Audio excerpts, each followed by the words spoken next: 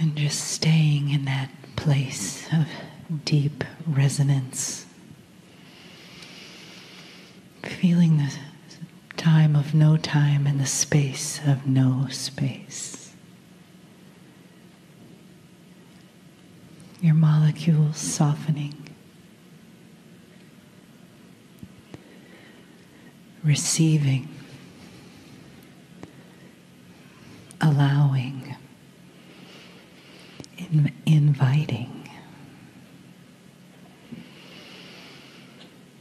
Feeling that deep peace that comes with the resonance of the sound. It comes with the resonance in the room of each one. Each open heart, each open soul. Each being here on purpose. To receive, to give, to adventure together, to meet, to be the love on the inside, the love from the outside, the love that gives each of us the doorway to the all that is. The vast expanse, receiving us always in our most perfect form, receiving us and welcoming us with the deep love of the divine, the deep, limitless love that knows us. And we know that love. We say yes to that love.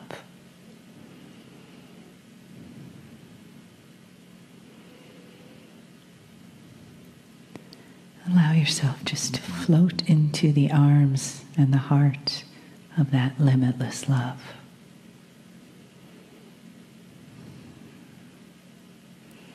Feeling it embrace you.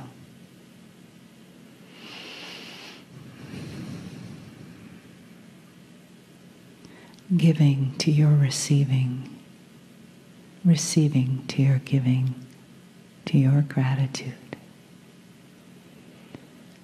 And from that place of peace and expansion,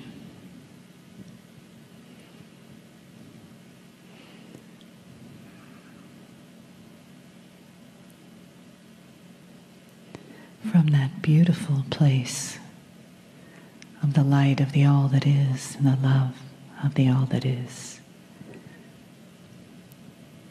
we give our hearts and our gratitude to the energy of this day and the energy around us now as we receive the loving message of Kryon.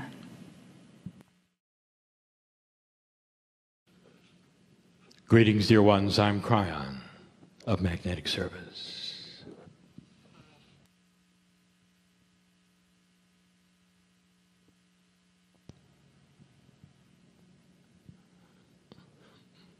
In the last years, in the last months, we have been telling you about shift and change. We've given you concepts that are new and have not been here before. Esoteric information. We've given you about that which we call the Akash. We've told you that which you learn in this lifetime will be carried to the next, and you will awaken with the wisdom and the knowledge of it. We've told you this, that the cycle of life itself is shifting and changing, that you will awaken differently next time than you woke this time. We told you that the earth is in a different place in space, that the energies that the earth will experience will enhance the heliosphere, that the sun will change its energy, which in turn will change that which is magnetics of the planet. You will awaken in the soup of magnetics, which tempers your consciousness in an allowance of new things. Shift. But all through that, there's confusion. This morning we said the words, you don't know what you don't know. A fool does not know he's a fool. Because there has been no higher experience than that which you've had. When you speak of cycles, dear ones, there is an assumption, even in science, that the cycles that you go through will be the same. And whether you are applying these things to the weather, to economics, or whatever, you have that idea that the cycle will be the same. In physics, it is. Anything in a cycle repeats itself in the cycle. When you look at that which is sound, when you look at that which is vibration in the air, when you deal with cycles of things, you see the same cycle repeated and repeated and repeated. But dear ones, what makes this different is that the cycles that you are studying, the cycles that you are claiming, and that the ancients talk to you about, the very energy you sit in 2016, is not guaranteed to be a repeated cycle at all. Oh, it's a cycle. But you've got choice you never had before. Choice you never had before. A higher vibrational consciousness is available in the toolkit of those who are awakening to wisdom. Wisdom that has not been here before. Wisdom that is not just in the light worker. Wisdom that is the common man and woman. A wisdom that is actually already happening on the planet. A wisdom that is preparing itself for 2016. Now let us review what we've said about 2016. In this, the second channel of this year, we do a review for a moment. We said this morning that numerologically you're looking at a catalytic year. But in that which is cyclical, that which the stars will tell you, when you look upon them, that which you would study on the planet, which is the cycles, 2016 is more, much more. It is the energy of the 9. It is a completion year. The completion of many cycles together. The teacher Greg has brought this to you, has showed you the science, and has actually opened the door for me to say these things that I'm saying to you now. The cycle can be different. And that's what I want to speak on right now, just for a moment or two. When you don't know what you don't know, if you've never done it before, it can appear to be one thing when it's another. If all you've known at the end of certain cycles and the beginning of others is confusion, or fear, or darkness, there will be those who will say, well, here it comes again. The darkness, the doom. And then there will be those who sense and feel it's different. Oh, it's the cycle. Oh, there is that which occurred before, but does not have to occur again. Some years ago, I prompted my partner to put out that which is the information on the new children. More than 10 years ago, notice it was that the children are different. The consciousness is different. Mothers who are seniors in this room or next to seniors in this room, their grandchildren and their great-grandchildren are different than their children were. There is more wisdom. There is a difference in countenance.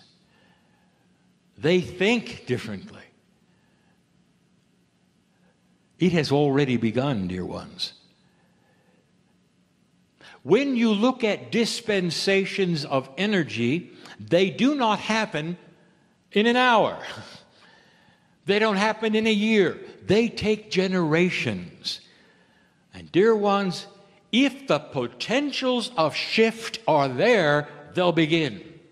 And they have.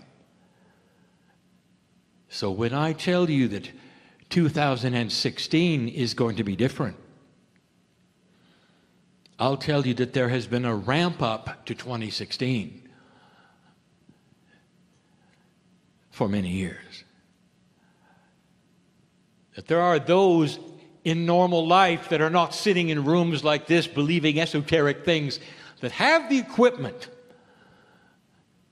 of understanding that this time is different. What if I told you that there were those who are being born into this time right now that needed to be born into this time so they would have the difference? What if I told you that there are those that you have loved and lost that needed to be gone so they could come back now? And I've just given you some reasoning, even from my partner's brain, to let him understand that some things are more important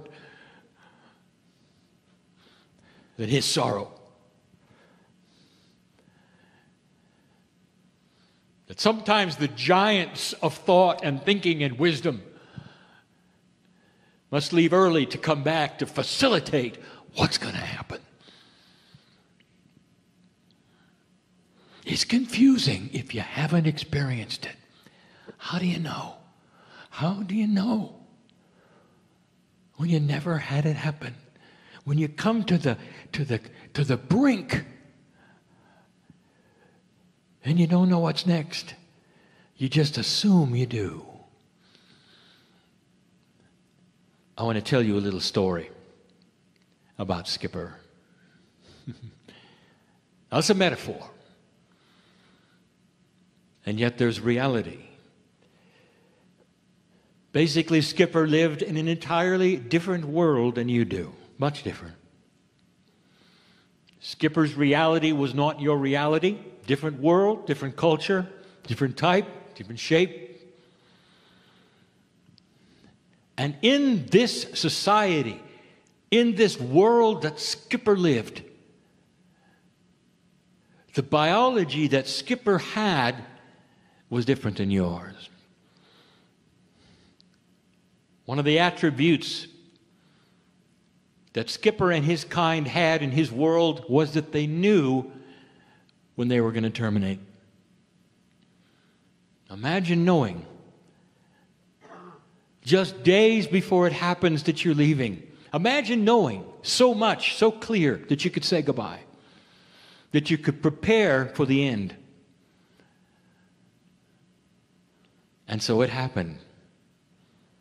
Skipper lived his life, and it was a good life. And then he got the signal that was in his biology that it was time to go. Skipper did what he knew, what all the others knew, what he intuitively sensed he had to do. He stopped eating. This was part of the trigger of the shutdown of his biology. And everything in Skipper knew that it was the end. There was no suffering. It was normal for this to happen, but it was the end. Skipper didn't really understand what was going on. He knew he was leaving. In his world and in his kind and his type, it may sound strange, but remember, cultures are different. Skipper made his own coffin. It was beautiful. And all his kind did this. But it wasn't of wood. His coffin was soft. It was made of cloth, of string, substance and fibers. And he carefully built it, knowing that he would eventually get inside and expire. The end of life, as he knew it. Now that's what Skipper knew. That's all he knew. And he was all right with it. Because Skipper didn't know what he didn't know. He climbed into this coffin. He closed it around himself, and he expired.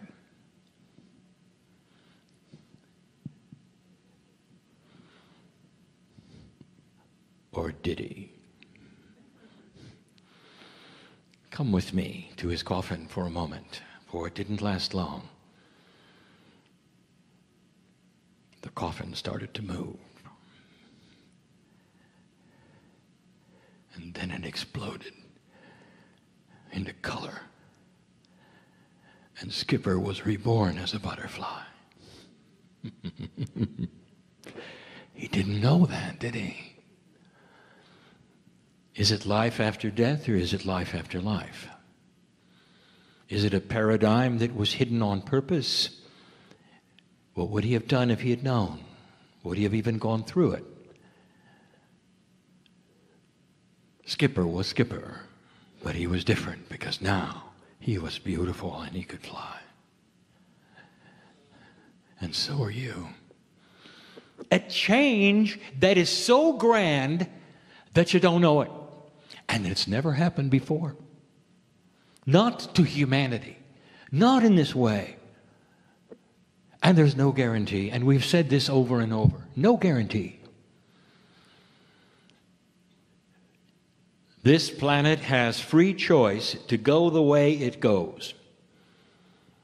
But the potentials have been put in place by you in such a way that we can predict it's all going to happen.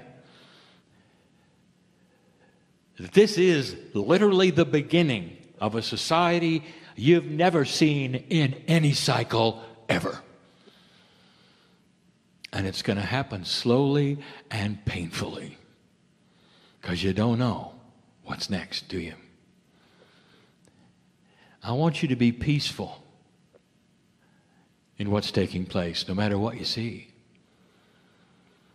There are some oddities about low energy and higher energy. The low energy cannot see above itself. If a low energy culture or society or human being is exposed to a higher energy culture, it cannot see it. It does not understand it. We even told you that darkness is dysfunctional because of it. We gave you the examples of some of the things that are happening on this planet that are fearful for you. The darkness seems to have arisen suddenly, and we've told you about it. It's been predicted. Dear ones, if it's predicted, you can prepare for it. Did you hear that someplace? You can understand it, you can be ready for it, and you don't have to fear it.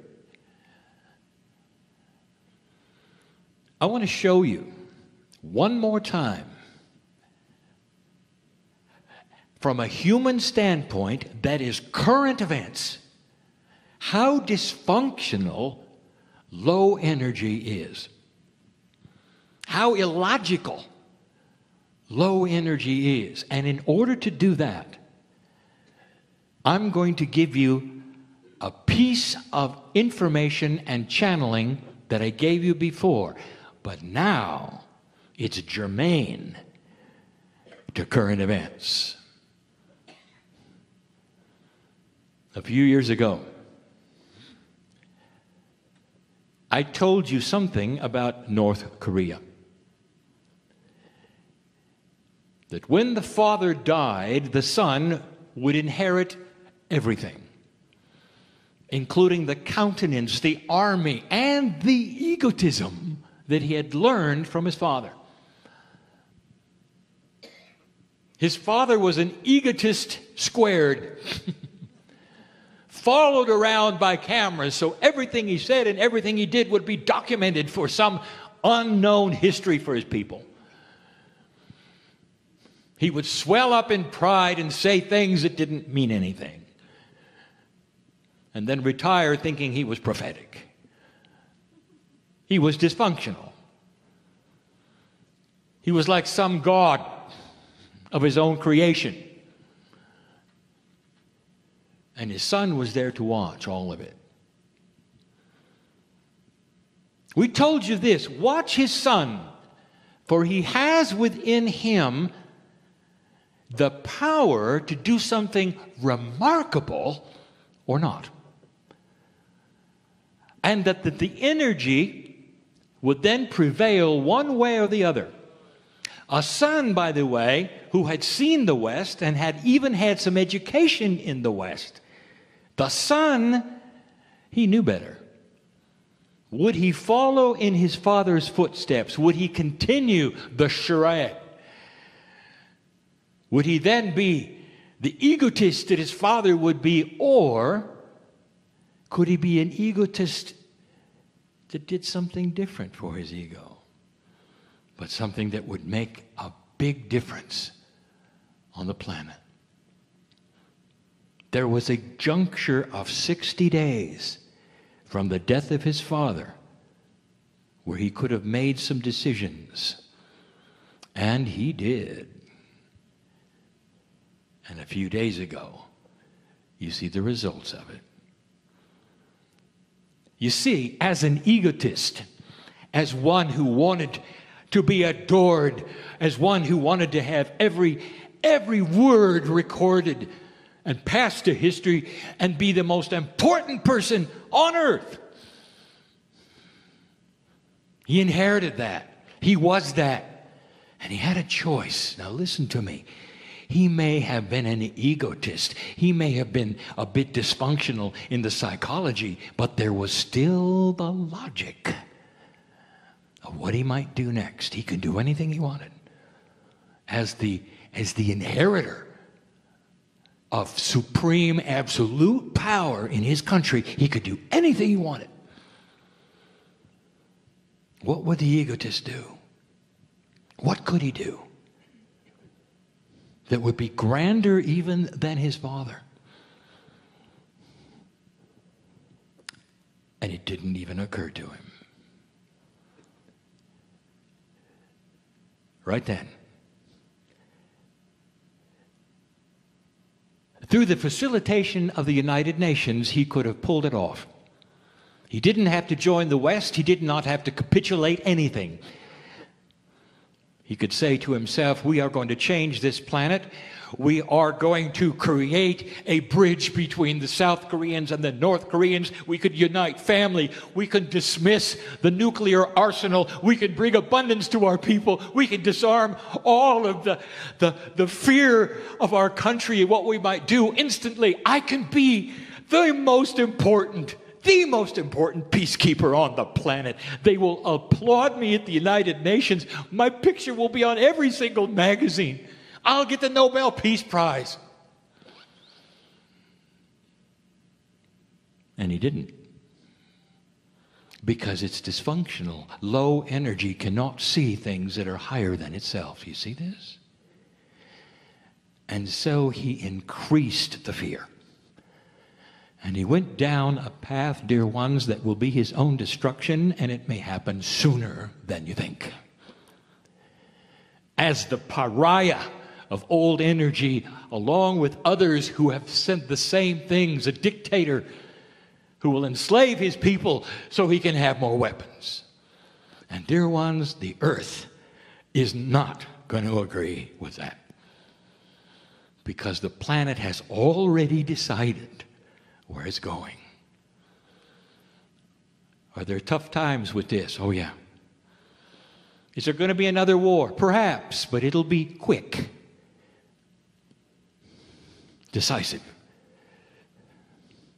and different than you think. Because this planet is headed for something that it can feel. Can't you feel it? There'll be those who hear this, even in this room, who hear this and say, I don't understand. Have you looked at the news? Did you realize we have 2 Muslim countries that just separated? Do you realize the impact of that? Where is Mecca? And can all of those who wish to worship at the right time go there now or not? What is that going to do? Think about it. The sides are being drawn, and I said they would be. I said there could be no more fence sitting. And you're starting to see it now. Things are coming to a head. You can't sit around and do nothing. You must take sides. And those who don't take the sides will be seen as weak. And the sides that you're going to take is that either a high consciousness of what is going on this planet or the same old, which is the energy of darkness as always the way it was. The cycle is not going to repeat the way it always has. This is the message. That's planetary. What about personal? We're going to look at that tomorrow. What does the cycle mean to you? What is 2016 going to bring to you that is different than you thought? We said it this morning. What is it that you think that is permanent with you? Simply because all the cycles of life said they were before. What is it that you might have in your body going on physically, health-wise, that you believe has a cycle? And you bought into it to the degree that you're so afraid of it, it's going to happen. Or not. I want you to talk to Skipper. I want you to see his beauty, and as he flies around your head, singing his song in his own way, he'll say, I didn't know. I laid down to die. I built my own coffin. And now I'm beautiful. Because I didn't know. This is what we predict. Think on these things with beauty, even uncertainty, but understand things are not always as they seem. For today. And so it is.